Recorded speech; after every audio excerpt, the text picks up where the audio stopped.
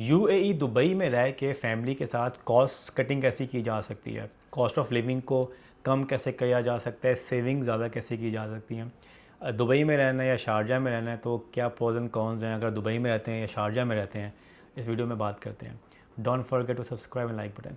अगर आप UAE Dubai में अपनी फैमिली के साथ मूव होना चाहते हैं, चाहे आपने बिज़नेस करना है, जॉब ऑफ़र है, जॉब हो गई है और यूएई दुबई में आके सेटल होना चाहते हैं, तो कौन सी सिटी आपके लिए बेस्ट रहेगी। अगर तो आपकी दुबई में जॉब होती है, और अगर मैं रफ़ एस्टिमेशन आपको बताऊं, तो विद 1 वाइफ एंड 2 किड्स आपको अपने माइंड में ये एस्टिमेट रखना है कि आपका मंथली एक्सपेंस खाली घर का मिनिमम भी तो 10,000 दरम्स तो होना ही है।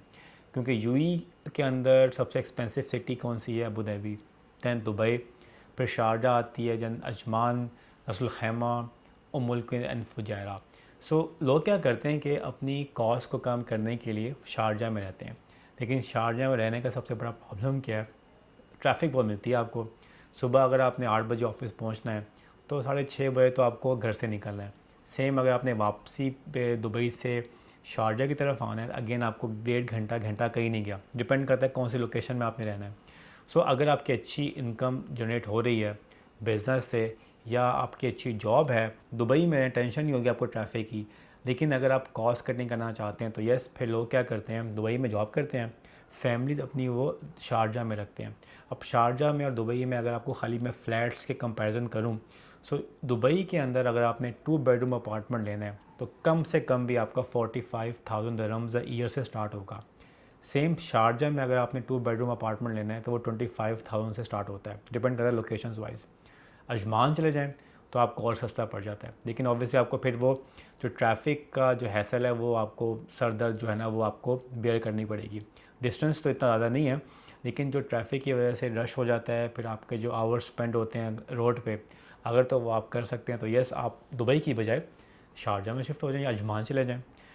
ये तो आपको मैंने बता दिया कंपैरिजन सिंपल सा फ्लैट्स का, कि अगर आपने फ़्लैट लेना है दुबई में और शारजा में, अजमान में, तो कम से कम आपको 30 से 40% का डिफरेंस आपको नज़र आ जाएगा। अब ग्रोसरी की बात करें, ग्रोसरी भी दुबई में थोड़ी एक्सपेंसिव है एज़ कम्पेयर टू शारजा और अजमान। आपको ग्रोसरी भी सस्ती मिल जाती है।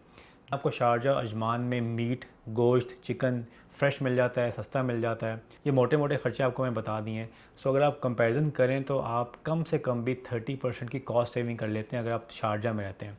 बट प्रॉब्लम वही है, रश का इशू है, रोड पे आपको टाइम गुजारना पड़ता है। अगर आपको प्रॉब्लम नहीं है, कॉस्ट सेविंग करनी है, कॉस्ट कटिंग करनी है, तो शारजा में रह लें। तो इनिशियली आप ये कर सकते हैं कि पहले साल 2 साल आप शारजा शिफ्ट हो जाएं, अजमान शिफ्ट हो जाएं।